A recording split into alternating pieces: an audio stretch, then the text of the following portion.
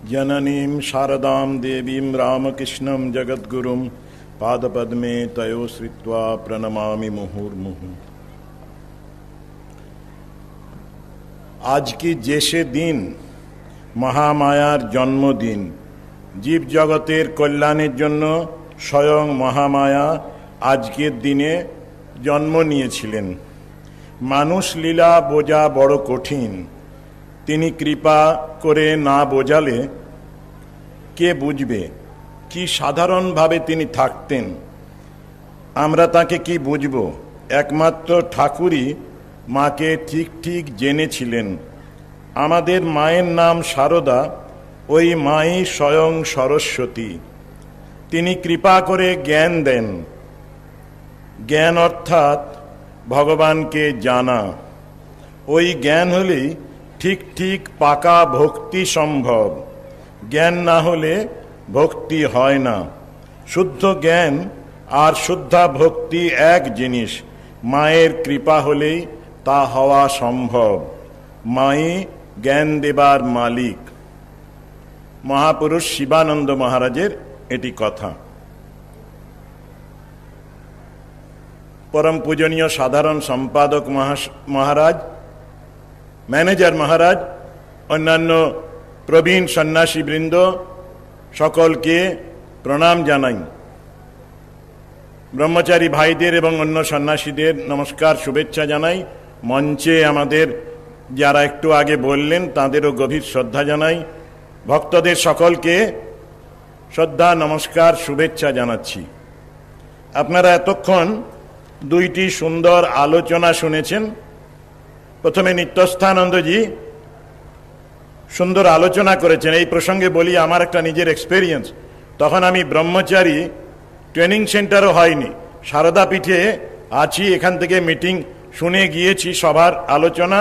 হঠাৎ একটা telephone receive করলাম তত্ত্ব মন্দিরে। একজন রিপোর্টার, পরে বুঝলাম রিপোর্টার, তিনি প্রশ্ন করলেন, আজকে সভা হয়ে গেল, কে কি বললেন একটু বলতে পারেন? সেবারে ওই মোহিত মহারাজ ছিলেন, নির্জরানন্দজি, বিশ্বাশ্রয়ানন্দজি, এরা সব বক্তা ছিলেন। আমার তখন স্মৃতিশক্তি খুব ভালো ছিল, আমি পুরোটা বলে গিয়েছিলাম যা শুনেছিলাম। তো এখন লিখেছি, সামারি করলেও সেই রকম বলতে পারবো না, কারণ সময় অনেকটা গড়িয়ে গেছে, আমার অন্য কাজ করতে হয়, এই মেমারিটা অতটা ভালো নেই। আমি কদিন আগে একটা জায়গায় গিয়ে গ্রামে একটা লরির পেছনে দেখছিলাম একটা শক্তিমান ভেহিকল, সেখানে লেখা আছে এখন অত শক্তি নেই, গাড়িটা আসলে পুরনো হয়ে গেছে। তো সেই রকমই আপনারা শুনেছেন দুটি বক্তৃতা, আমি সামারি করার একটু চেষ্টা করছি। নিত্যস্থানন্দজি বলছিলেন সভ্যতার বিকাশের জন্যে, সার্ভাইভেলের জন্যে তিনটি বিশেষ বিষয় প্রয়োজন। সেটি হলো spirit of sacrifice, altruistic morality, আর ফ্যামিলি স্ট্রাগল বা ফ্যামিলি লাইফ। আর এই প্রসঙ্গে বলেছেন যে মা কত বিরুদ্ধ স্বভাবের ওই মানুষজনকে নিয়ে চলেছেন। এক বিরাট অদ্ভুত সংসার ছিল। ওই যে আমাদের সুপর্ণানন্দজি বলছিলেন ললিত সহস্র নাম থেকে, ওং অদ্ভুত চরিত্রাই নম। সত্যি তার যে চরিত্র, তার যে পারফরমেন্স, তার যে ওই প্রকাশ, মাতৃত্বের প্রকাশ, মাতৃভাবের বিকাশ বা প্রকাশ, সেটি দেখলে আজও আমরা বিস্মিত হই।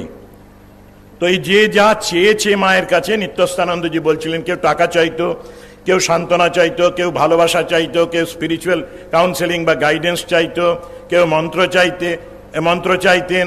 মা একবারে কল্পতরুর মতো যে যা চেয়েছেন তাই দিয়েছেন। অদ্ভুত এক চরিত্র মায়ের।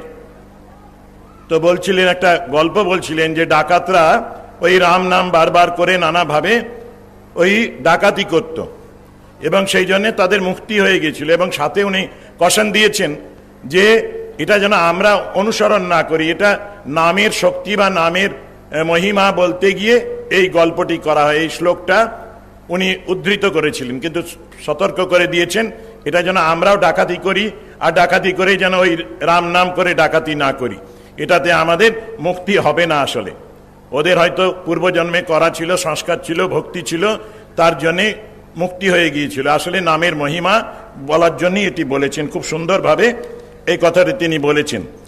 মায়ের উপদেশগুলো নিয়ে উনি বেশ কিছুক্ষণ আলোচনা করেছেন, নিরাশক্তির কথা, নির্বাসনার কথা, বিশেষ করে ওই একজনকে মন্ত্র দীক্ষার পরে কি করতে হবে জিজ্ঞেস করায় তিনি মা বলেছিলেন ঘড়ির কাঁটা যেমন টিকটিক করে সেই রকম সবসময় ওই জপ করবে। মা বলতেন জপের দ্বারাই সব হবে, আর কিচ্ছু করতে হবে না, ওকে বলেছিলেন।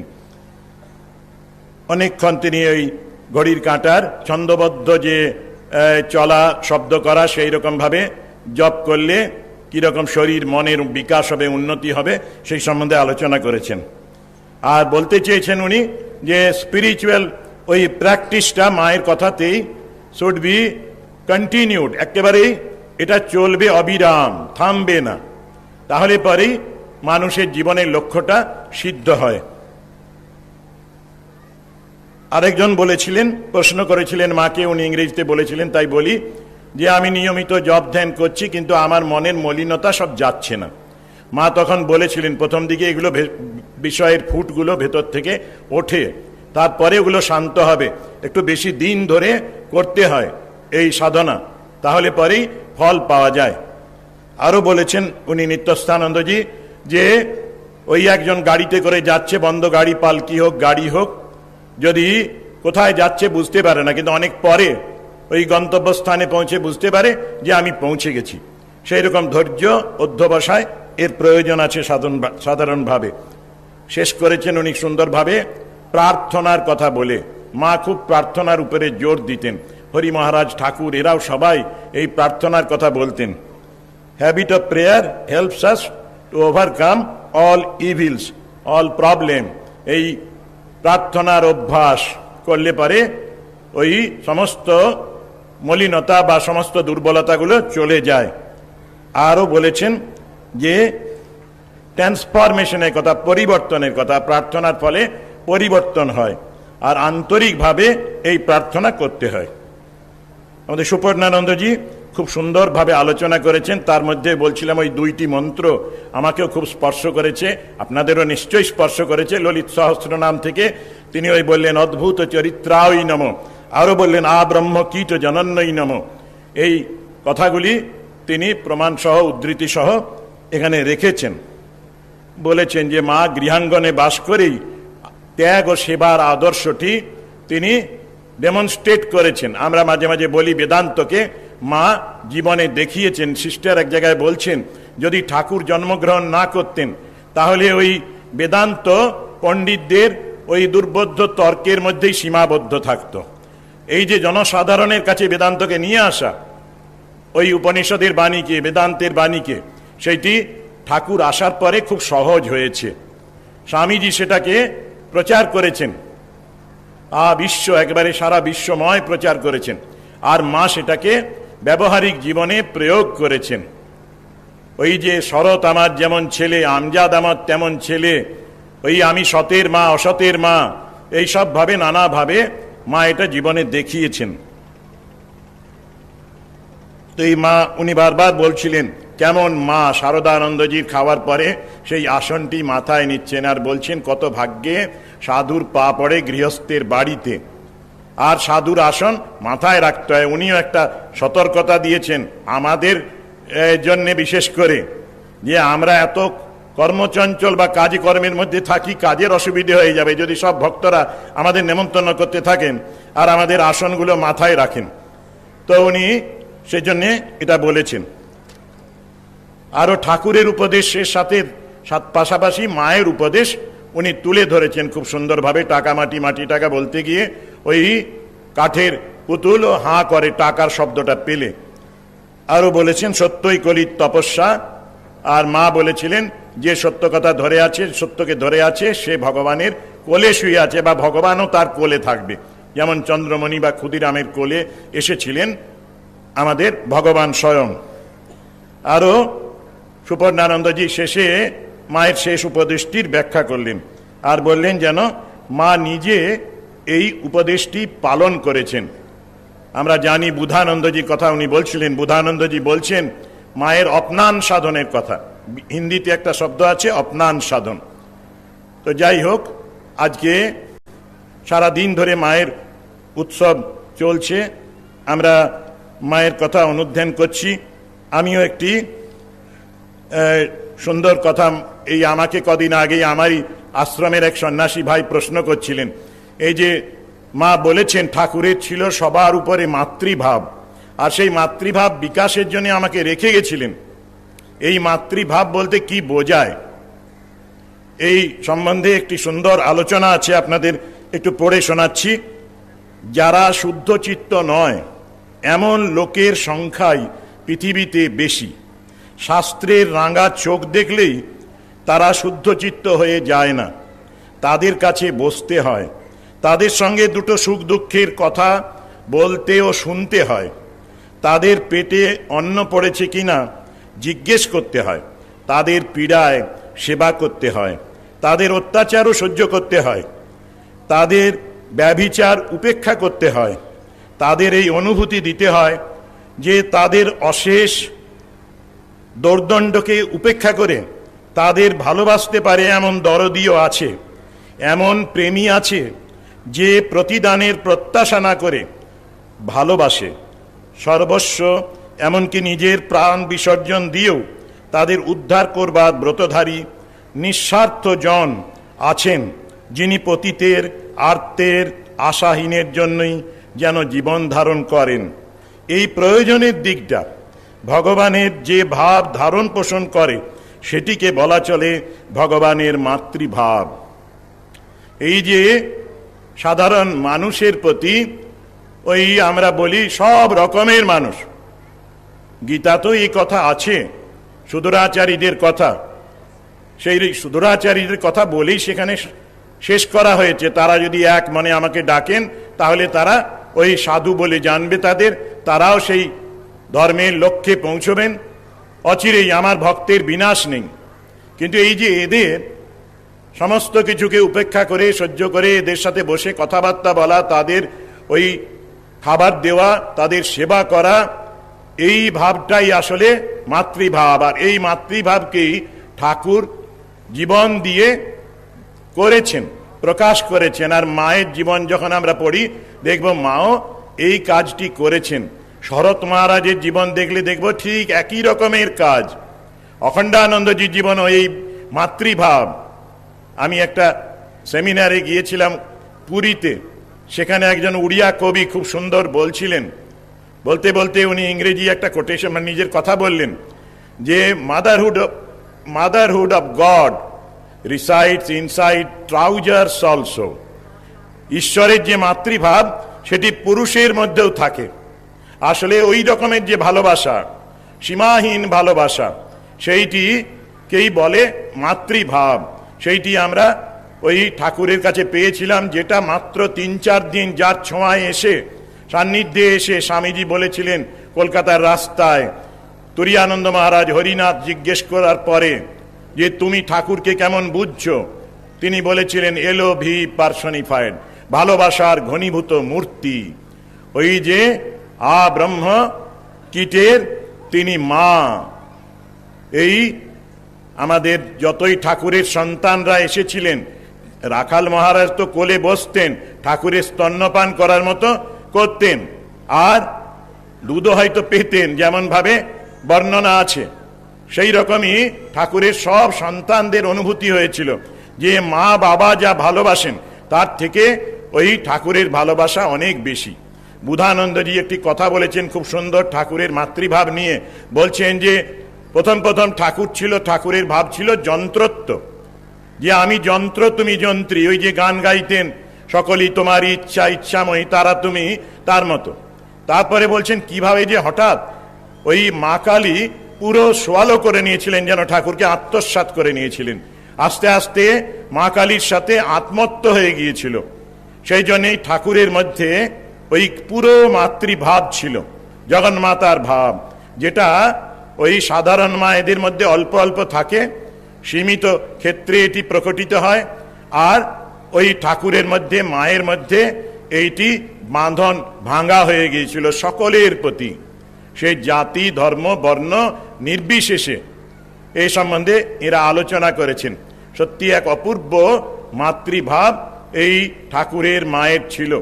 এবং এই সংঘ আসলে স্বামীজি ওকে সংঘ জননী বলে করে গিয়েছিলেন। সংঘের প্রতিও সেই মাতৃভাব ছিল। এমনকি বুধানন্দজি লিখছেন, সেটি আমরাও বলি, যে যেদিন স্বামীজি প্লেগের জন্যে বেলুর মঠের জমি বিক্রি করে দিতে চাইছেন, সেই সময় মা বাধা দিলেন, রাশ টানলেন, বললেন একটা কাজেই কি ওই সব শেষ হয়ে যাবে একটা রিলিফে? ঠাকুরের অনন্ত ভাব, দীর্ঘদিন ধরে এই ভাব চলবে। এবং উনি বললেন আমার নামে সংকল্প করেছ, ঠাকুরকে উৎসর্গ করেছ। স্বামীজি পরে বললেন রাজাকে আমি সভাপতি করেছি, শারদানন্দকে শরৎকে সম্পাদক করেছি, ঠিকই তো, আমার অধিকার কোথায়? মা বললেন তোমার অধিকার নেই। এখানেও আসলে মায়ের এক মাতৃত্ব ভাবেরই প্রকাশ, মাতৃভাবের প্রকাশ। কেবল গুরু নয়, পুরো সংঘটাকে নার্চার করছেন, ওই পালন করছেন জননী হিসেবে। এর সামগ্রিক কল্যাণ, এর ভাবী কল্যাণ সমস্তটাই তার আসলে তৈরি তো হয়েছিল সংঘ তার আশীর্বাদে। এরা তো সব ডিভাইন প্ল্যান, আমরা ডিভাইন স্পোর্টস বলি লীলাকে। ওই বুদ্ধ গয়ায় গিয়ে প্রার্থনা করেছিলেন বুদ্ধ মঠ দেখে, ওই আমাদের তারপরে আস্তে আস্তে মঠ হলো। মা বলছেন ওই যে মহারাজ বলছিলেন না প্রার্থনা, প্রার্থনার কি ফল হয় অদ্ভুত, মায়ের প্রার্থনাতেই বেলুর মঠ হলো।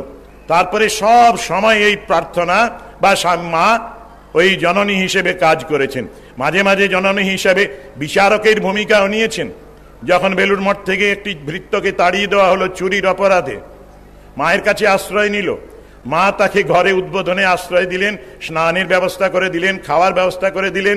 বাবুরাম মহারাজ আসার পরে বললেন যাও একে নিয়ে যাও। বাবুরাম মহারাজ ভয় পাচ্ছেন স্বামীজি রেগে যাবেন, ক্রুদ্ধ হবেন, সত্যি ক্রুদ্ধ হয়েছিলেন। কিন্তু মা সেই সময় উত্তেজিত হয়ে বলেছিলেন আমি বলছি নিয়ে যাও। বাবুরাম আর বিরক্তি না করে নিয়ে এলেন। স্বামীজি উত্তেজিত হয়ে গর্জন শোনা গেল, বাবুরামের কাণ্ডটা দেখো, একে আবার ফিরিয়ে নিয়ে এসছে। বাবুরামের মুখে সব শুনে তিনি চুপ করে গেলেন। এইরকমই বিভিন্ন সময় মা মাতৃভাবে গুরুভাবে যাই বলি না কেন আমাদের রক্ষা করছেন। অদ্বৈত আশ্রমে যখন সংকট হলো, স্বামীজি চেয়েছিলেন একটা জায়গায় অন্তত অদ্বৈত চিন্তা হবে। স্বামীজির চেলারাই মাকে নালিশ করলে, আর মা বললেন লিখে দাও ঠাকুর অদ্বৈত ছিলেন, তোমরাও অদ্বৈতী। সত্যি ঠাকুরের যে ধ্যান মন্ত্র আমরা পড়ি, সেখানে বিশেষ করে দ্বিতীয় স্তবক, সেখানে একবারে নির্গুণ ব্রহ্মের কথা বলা আছে। হৃদয় কমল মধ্যে রাজিতম নির্বিকল্পম সদসদখিল ভেদাতীতম একস্বরূপম প্রকৃতি বিকৃতি শূন্যম নিত্যমানন্দ মূর্তিম বিমল পরমহংসম রামকৃষ্ণং ভজামহ নিরূপমম মতি সূক্ষ্মম নিষ্প্রপঞ্চম নিরীহম গগন সদৃশম ঈশম সর্বভূতাদিবাসম ত্রিগুণরহিত সচ্চিৎ ব্রহ্মরূপং বরেণ্যং বিমল পরমহংসম রামকৃষ্ণং ভজামহ। এই পরব্রহ্মই আসলে বলা হয় রাম নামে আমরা যেটি করি, শুদ্ধ ব্রহ্ম পরাৎপর রাম কালাত্মক পরমেশ্বর রাম। সেই যে শুদ্ধ ব্রহ্ম, তিনি ওই সময়ে যুগে যুগে অবতীর্ণ হন। এবারে শ্রীরামকৃষ্ণ রূপে এসেছিলেন, আর সাথে নিয়ে এসেছিলেন মাকে। মাকে প্রশ্ন করলেন তুমি কি আমাকে সংসার পথে টেনে নিয়ে যেতে এসেছো? তখন মায়ের সপ্রতিভ উত্তর, ইমিডিয়েট উত্তর, এ তৈরি করা এমনি কোনো বই পড়া নয়। বললেন তা কেন হবে গো, আমি তোমার ধর্মপথে সাহায্য করতে এসেছি। এই যে পরবর্তীকালে দীর্ঘ আধ্যাত্মিক এই গাইডেন্স আমরা বলি সংঘকে, সংঘ জননী সংঘ গুরুর মতো কাজ করেছেন, এটাও ওই ধর্মপথে সাহায্য করছেন। ঠাকুরের যে উদ্দেশ্যে আসা জগৎ উদ্ধারের জন্যে, ঈশ্বর আসেন ধর্ম সংস্থাপনের জন্যে, সেই কাজটি মা দীর্ঘ সময় ধরে করছেন।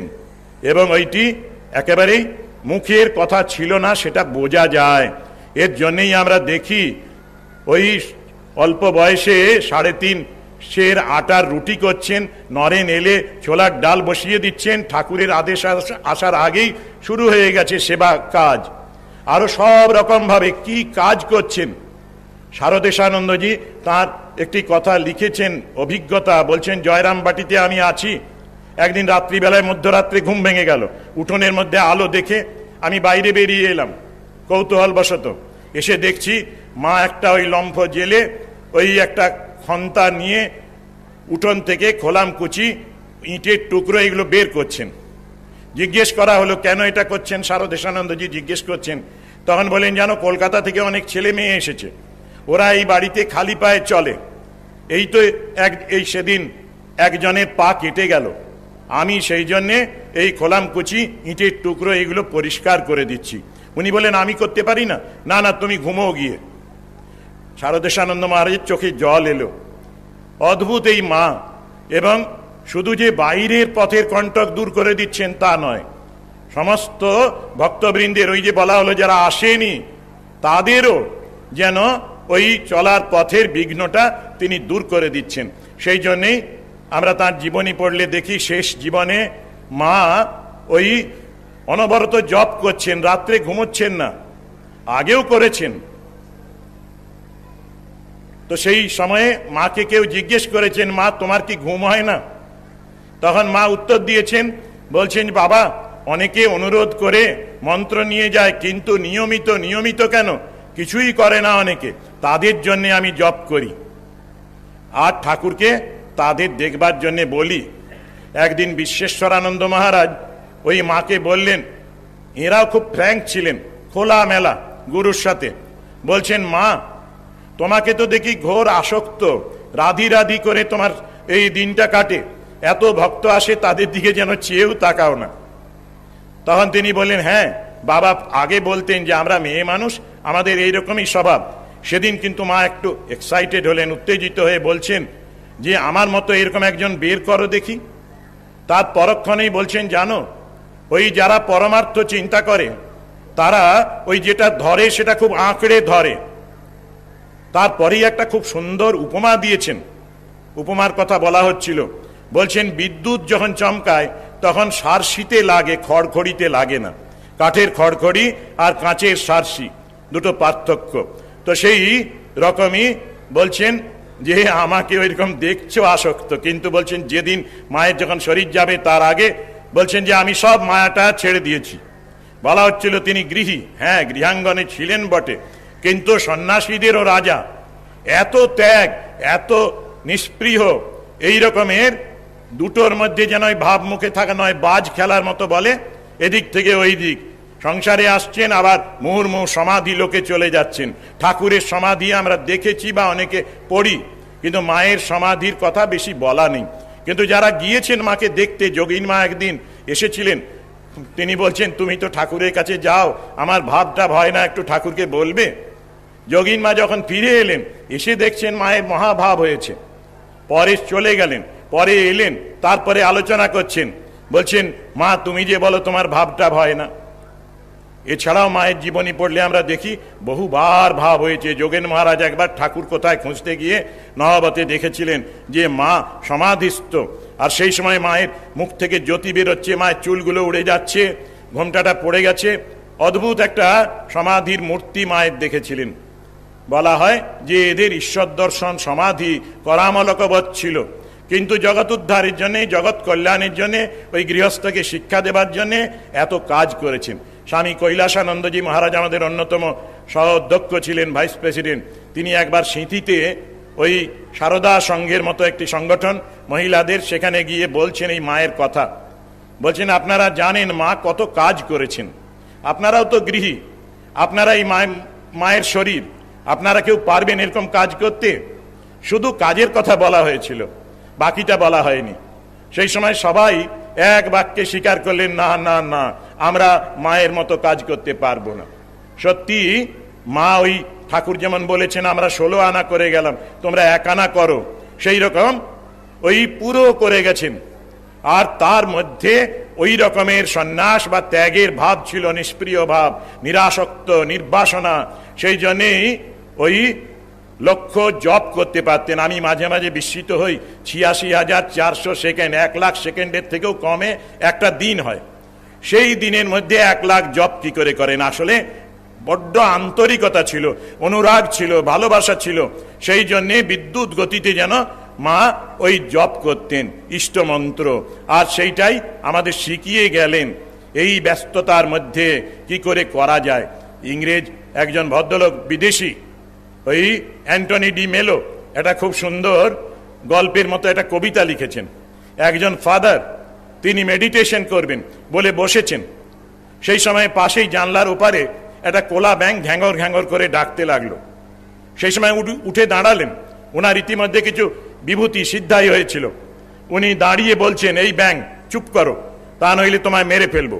ব্যাঙটা খুব ভয় পেয়ে গেল, তারপরে চুপ করে গেল। উনি এসে মেডিটেশনে বসলেন।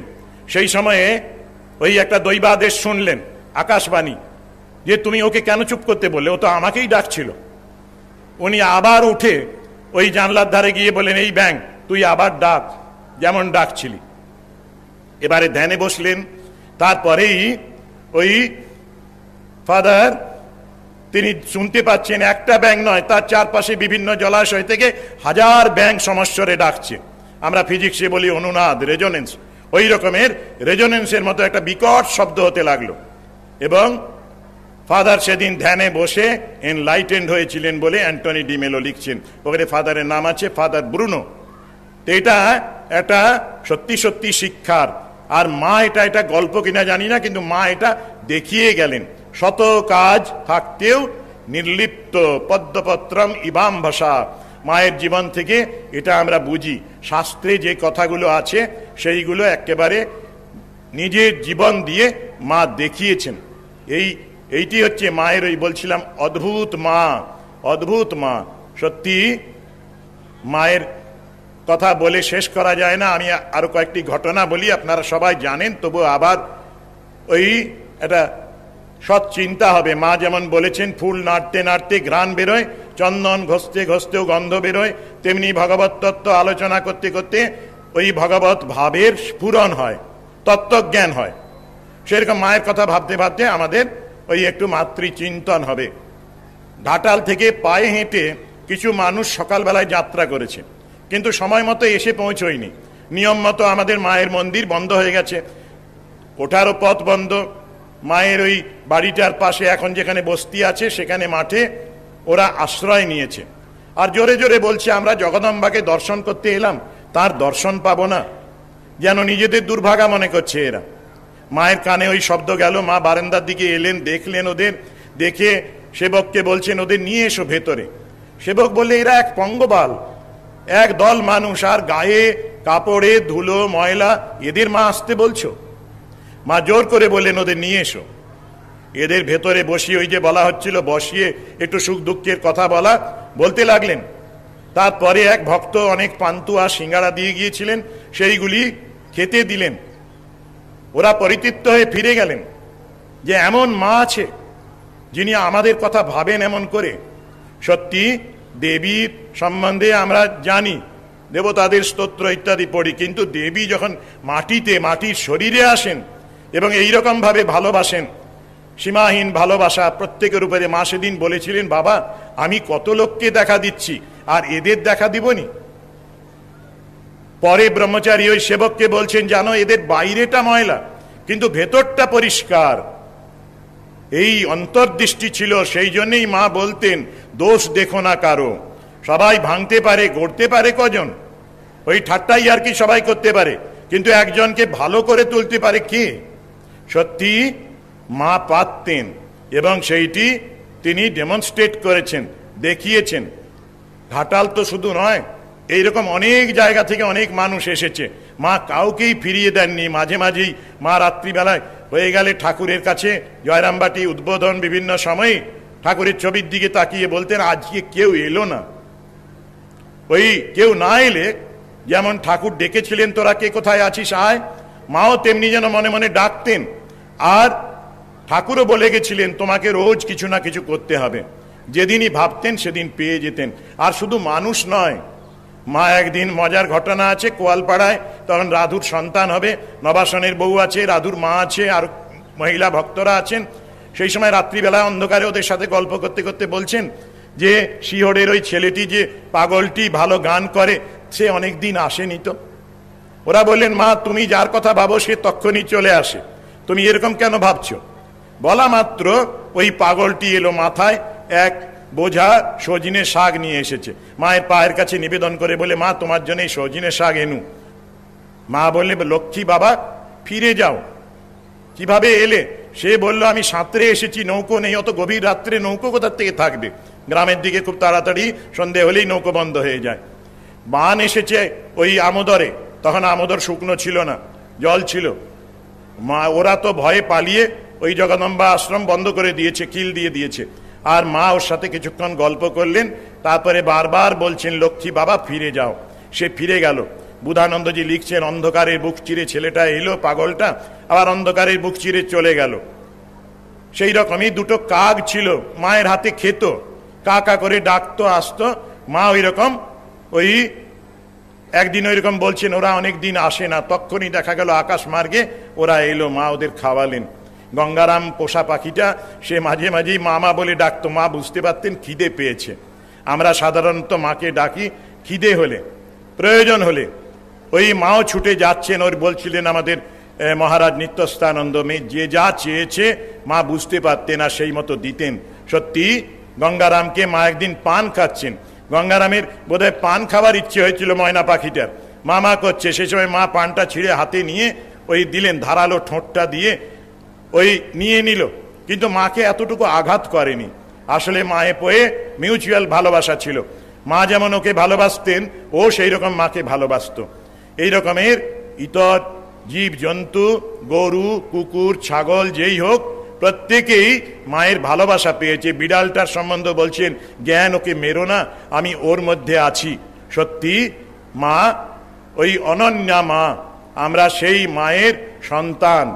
আমরা ওই বলছিলাম যদি মাকে গ্রহণ করতে পারি জীবনে, আমাদের বড় সুন্দর জীবন হবে। আমি আপনাদের একটি ছোট্ট ঘটনা বলি, মায়ের ঘটনা বলি, আর একটা আমার নিজের প্রত্যক্ষ অভিজ্ঞতা বলি ছাত্র জীবনের। তো এই মঠে ছিলেন শান্তানন্দজি মহারাজ, তার কথা বলবো। আমরা জানি মায়ের ঘটনা।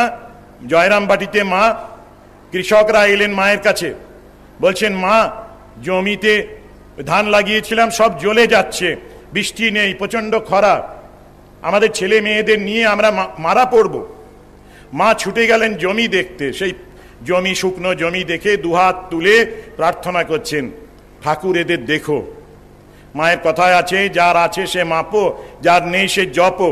মা প্রার্থনা করলেন, আর সেই রাত্রেই তুমুল ধারে বৃষ্টি হলো এবং ওই খরা কেটে গেল। সে বছরে খুব ভালো ফসল হয়েছিল, জীবনীতে আছে মায়ের যে খুব ভালো ফসল হয়েছে। আমি বিদ্যা মন্দিরে 3rd ইয়ারে পড়ি, দীক্ষা নিয়েছি বীরেশ্বরানন্দজির কাছে। শান্তানন্দজির ঘরে যেতাম, সেই সময় বসে থাকতাম, কথামৃত পড়া হতো, শুনতাম। তো শান্তানন্দজির ঘরে সন্তোষানন্দ এলেন, এরা দুই গুরু ভাই। শান্তানন্দজি সিনিয়র, বয়স্ক। শান্তানন্দজির ওই ইজি চেয়ারে শুয়ে থাকতেন, অর্ধশায়িত অবস্থায় থাকতেন, আর সামনে থাকতো ওই পাদুকা জোড়া। সেই চটিতে প্রণাম করে উনি দাঁড়িয়েছেন। সন্তোষানন্দজি, তাঁরও ছোট হাইট, অল্প উচ্চতা। তিনি বলছেন, মহারাজ খুব খরা চলছে, আপনি মাকে একটু বলুন না বৃষ্টির জন্যে। মহারাজ মুচকি হেসে বললেন, তুমিও তো মায়ের ছেলে, তুমি তো মাকে বলতে পারো, তুমি কেন বলো না? সেই সময় একটা অদ্ভুত দৃশ্য দেখেছিলাম। করো জোড়ে সন্তোষানন্দজি মা মা করছেন, আর সন্তোষানন্দজির চোখ বেয়ে অশ্রুধারা নামছে। আর শান্তানন্দজিও চুপ নেই, তিনিও হাত দুটো জড়ো করে একত্র করে ওই আস্তে আস্তে মা মা বলছেন। তাঁরও চোখের কোনায় কয়েক ফোঁটা অশ্রু দেখেছিলাম সেদিন। ফিরে এলাম বিদ্যা মন্দিরে রাত্রিবেলায়, ওই খাওয়া দাওয়ার পরে দ্বিতীয়বার পড়ার স্টাডি আওয়ার শেষ করে যখন ঘুমোতে যাচ্ছি, সেই সময় ঝমঝম করে বৃষ্টি নামলো। সেদিন মনে হলো মহারাজের দুজনের চোখের জল বৃষ্টিও হয়ে এলো, যেমন মায়ের হয়েছিল। দেখুন, মায়ের যোগ্য সন্তানরা এইরকম একই রকম ভাবে দরিদ্র মানুষের কথা ভাবছেন। আমার সেদিন মনে হয়েছিল একটা আধুনিক ছেলের মতো, যে মহারাজদের তো কোনো অসুবিধে নেই, মহারাজরা নিয়মিত ঘন্টা পড়লেই খাবার পান, খাবারও মোটামুটি স্ট্যান্ডার্ড ভালো, কিন্তু এই গরিব গুরব মানুষের জন্য এত স্নেহ, এত প্রীতি। সত্যি মায়ের সন্তান কেন, ওই আমাদের প্রবাহ যেমন চলছে তাতে আমাদের মধ্যে অনেক এরকমের সাধু পাবেন যারা গরিবদের কথা ভাবেন। আমাদের রামকৃষ্ণ মিশনের মেন কাজই আসলে ঠাকুর মা স্বামীজি যে ধারা দিয়ে গেছেন সেটাকে ধরে রাখা। আমরা চেষ্টা করছি, আমরা ওই রকমের পারবো না, কিন্তু সবাই মিলে আমাদের সাহায্য করছেন, আমরাও কিছু মানুষের জন্য কাজ করার চেষ্টা করি। আসলে এই প্রয়োগটাই জীবনে দরকার। কেবল ওরা মহাপুরুষ ছিলেন তাতে আমাদের খুব একটা উন্নতি হবে না যদি আমরা তাদের ভাবটাকে গ্রহণ না করতে পারি। ইংরেজি কবি লংফেলো তিনি বলছেন, lives of great men remind us that we can make our life sublime while departing leave behind us footprints on the sand of time। সময়ের বালুপথে তাদের চলা পথে তাদের পদচিহ্ন তারা রেখে গেছেন। মায়ের পদচিহ্ন এরকম আছে মায়ের জীবনীতে, যেটা দেখে আমরা চলতে পারি। সত্যি আমরা বলছিলাম বারবার যে এই রামকৃষ্ণ মণ্ডলী যারা এসেছেন সবাই আমরা খুবই ব্লেসেড, আশীর্বাদ ধন্য মায়ের, ঠাকুরের, স্বামীজির বা উপরওয়ালার, যে আমরা ঠাকুর মায়ের নাম নিতে পেরেছি। আমি প্রার্থনা করব ঠাকুর মা স্বামীজি আমাদের আশীর্বাদ করুন, আমরা যেন তাঁদের উপদেশ মতো জীবনটাকে গড়তে পারি। আমি কয়েকটা মায়ের কথা ছোট্ট পড়ে শেষ করব। বলা হয়েছে ওই ধরনের জিনিস, আমি সত্যিকারের মা, গুরুপত্নী নয়, পাতানো মা নয়, কথার কথা মা নয়, সত্য জননী। মা আরো বলছেন, আমাদের যা কিছু সবের মূল ঠাকুর, তিনি আদর্শ।